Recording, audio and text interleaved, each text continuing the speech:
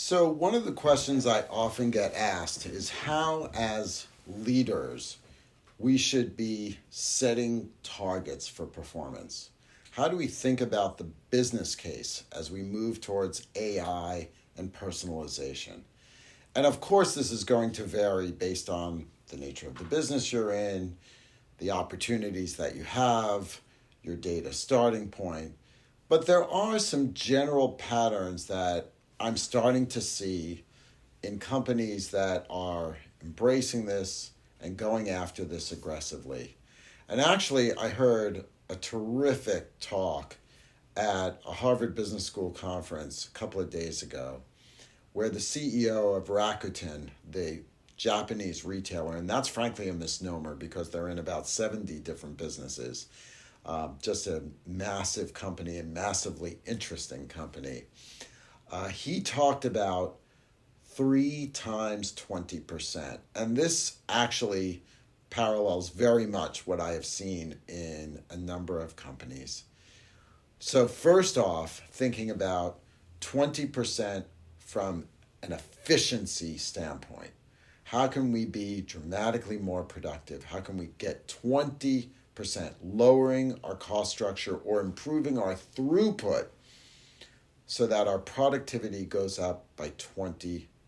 And I'm going to come back to each of these in a bit more.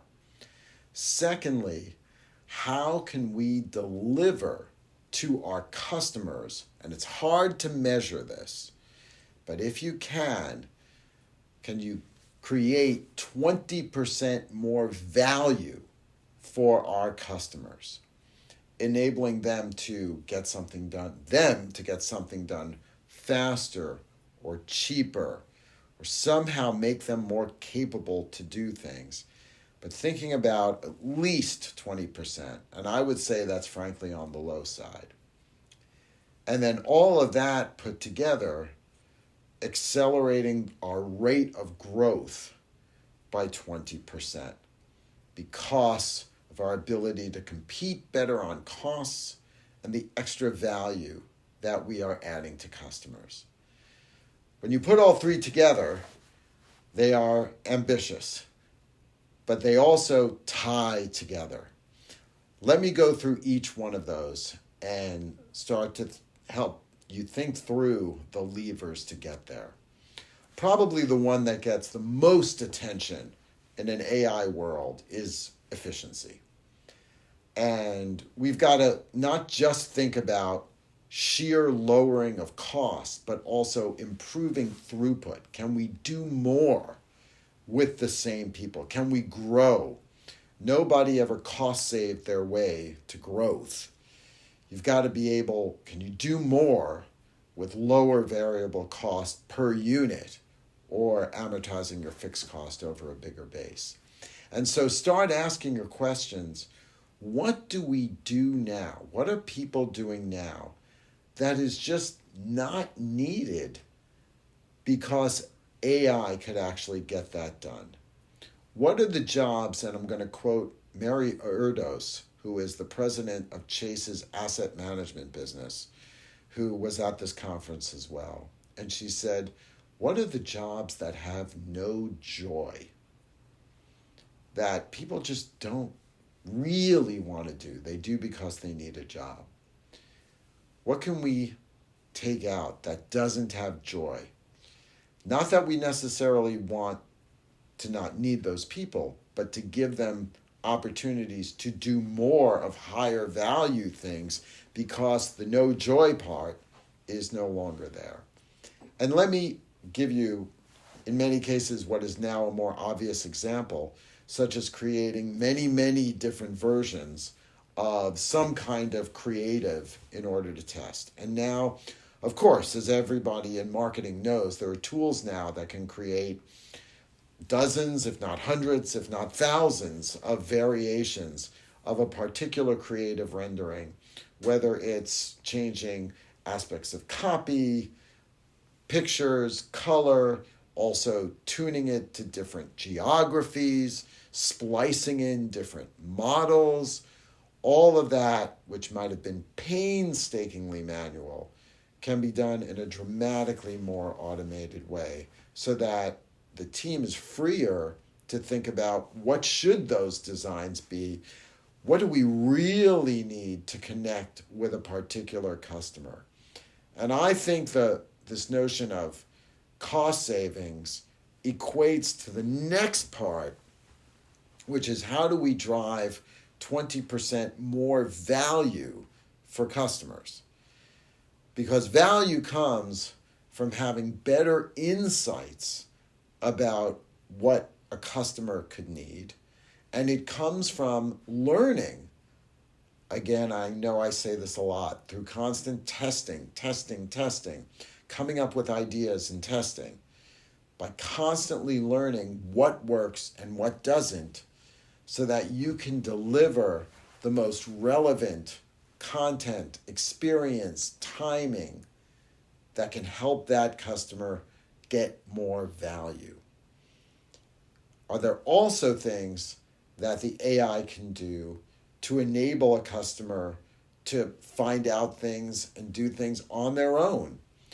I mean, one of the great things that everybody thinks chatbots can do is, instead of having to go through an IVR and talk to a service rep who has to get all this information, the chatbot knows who you are, can answer the question, can get an action done for you.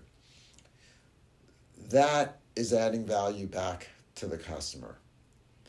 And then if you can do that, because you can handle more growth with the asset base that you have, and if you're adding more value to the customer, that will drive growth.